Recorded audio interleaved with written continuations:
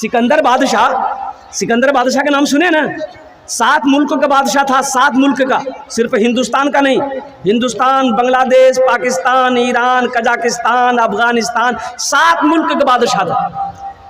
लेकिन जब वो मरा ना, मरने से पहले उसकी वसीयत थी कि जब मैं मर जाऊं, मुझे गुस्ल देके जब कफन पहनाना तो मेरे दोनों हाथों को बाहर निकाल देना कफन से, कफन में नहीं रहेगा। तो लोगों ने कहा कि हजरत हुजूर ऐसा नहीं होता, कफन तो पूरे बदन में पहनाया जाता। बोले नहीं, मेरे दोनों हाथों को निकाल देना बाहर, कफन से बाहर निकाल देना। वसीयत थी उनकी, वसीयत पूरी की गई। जब जनाजे की नमाज हो गई, देखा कि दोनों हाथ बाहर निकाला हुआ है सिकंदर बादशाह का, कफन यहीं तक है, ये दोनों हाथ बाहर है कफन से। तो किसी अल्लाह वाले से किसी ने पूछा कि हजरत ये सिकंदर क्या पैगाम देना चाहता है?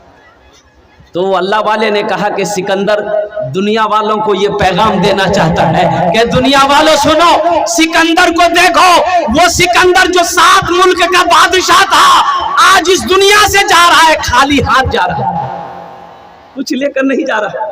दुनिया वालों ये ना सोचना कि सिकंदर 7 मुल्क का बादशाह हो सकता है, अपने हाथों में सोना लेकर गया होगा, चांदी लेकर गया होगा, हीरा लेकर गया होगा। देख लो दुनिया वालों, अपनी नजरों से देखो, सिकंदर खाली हाथ जा रहा है। इसलिए मेरे भाइयों, आओ, दौलत अल्लाह ने दिया है तो अल्लाह के बैंक में जमा कर दो। अल्लाह ने दौलत दिया, अपने दौलत को आगे भेजो। ये मदरसा बना दो, अल्लाह के रसूल का घर है, मदरसा बना दो, अल्लाह तेरा घर यहाँ भी बना देगा, आखिरत में भी बना देगा। बहुत कम थे, इक्का दुक्का लोग कुरान पढ़ने जानता था। तो 3 भाइयों ने कहा कि रे कहाँ जब हाफिज ढूंढे ले, अब्बा मर ले गेले,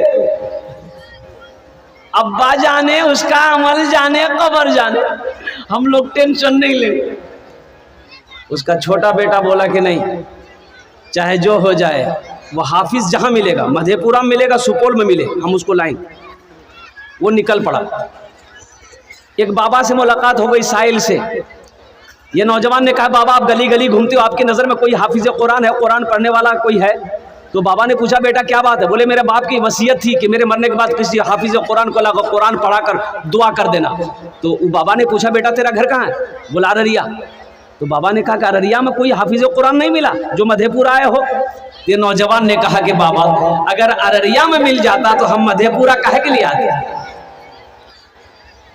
तो बाबा सोचने लगा, अरे वाह, बड़ा अच्छा मौका है।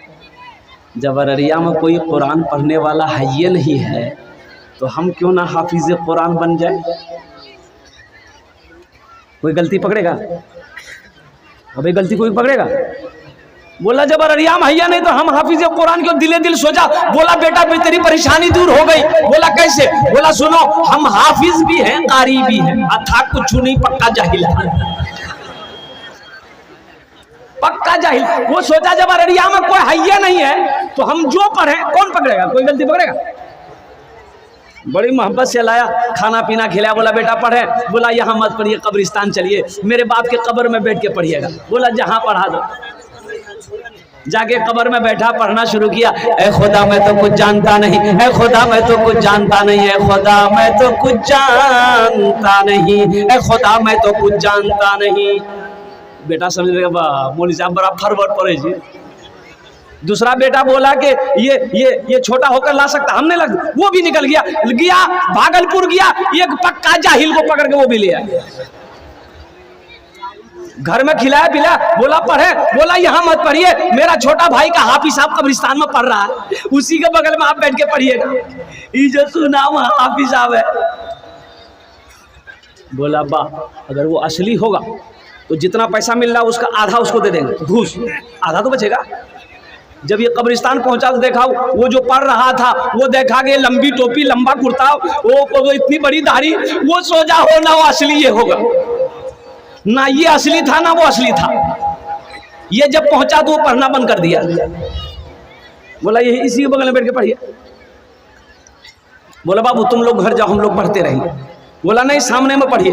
तो पहला वाला बोला कि अब जो हो ये असली है कि नकली है बात समझ में आ जाएगी। पढ़ना शुरू किया, ऐ खुदा मैं तो कुछ जानता नहीं, ऐ खुदा मैं तो कुछ जानता नहीं।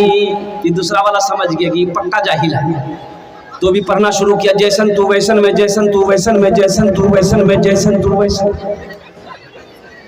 तीसरा भाई बोला कि रे बाप, ये 2 हाफिज कुरान को ला सकता, हम नहीं ला सकते। वो भी गया एक जाहिल को पकड़ के ले आया, वो भी एक जाहिल को पकड़ के ले आया। चौथा जाहिल को पकड़ के ले आया। बोला कि बाबू ऐसा करो, तुम्हारा अब्बा जन्नत पहुंचा। बोला अभी बताइए अब्बा को जन्नत पहुंचाने में कितने दिन लगेगा? 3 लोग बोला कि बेटा जन्नत बहुत दूर है, नजदीक नहीं है, कम से कम 2 महीना लगेगा।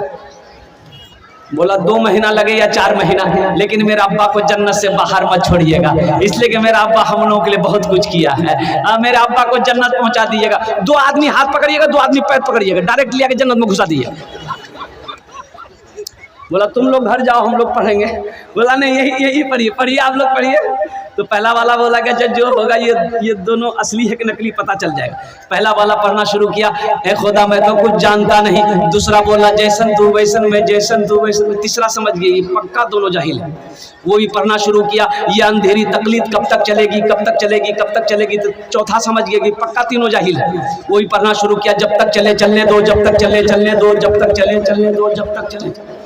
नौजवानों कई दिन रहे, वो लोगों ने खाया, अल्लाह अकबर कबीरा, खाया पहना और घर के तरफ चल दिया। अब मुझे ईमानदारी के साथ बताओ, उनके बाप को फायदा पहुंचा?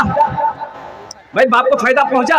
अगर वही चारों बेटों में से अगर किसी को कुरान पढ़ा देता तो वही एक बेटा कोई सूरह फातिहा पढ़कर, सूरह अखलास पढ़कर, इन्ना आतेना पढ़कर रब की बारगाह में दुआ कर देता तो शायद अल्लाह उसके बाप के गुनाहों को माफ कर देता।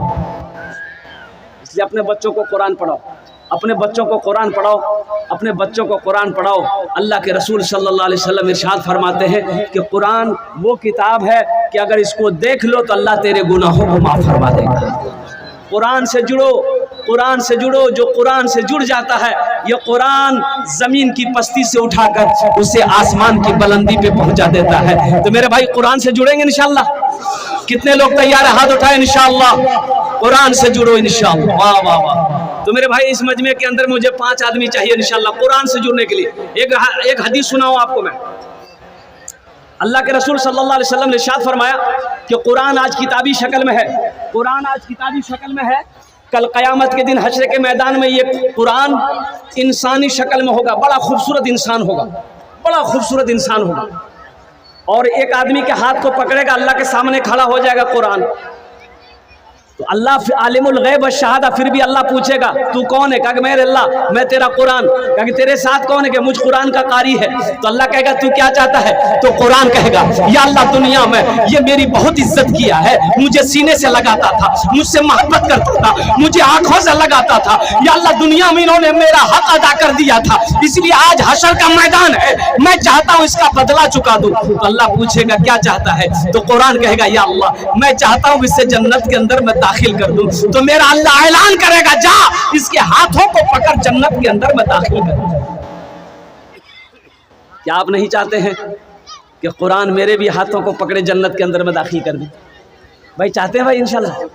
भाई चाहते हैं भाई इंशाल्लाह कि कुरान मेरे भी हाथों को पकड़े जन्नत के अंदर में दाखिल कर दे? तो मौजूद सामईन किराम, इस मजमे के अंदर में ये मदरसे के हालात को मैंने देखा। अभी हम उतरे हैं, इस मदरसे के हालात को देखें मेरे भाई। ये दौलत तो यही रह जाएगी, ये खेत, ये ज़मीन, ये धन, सोना चांदी सब तो यही रह जाएगा। कोई कुछ लेकर जा पाया है भाई? कोई कुछ लेकर गया है इस दुनिया से?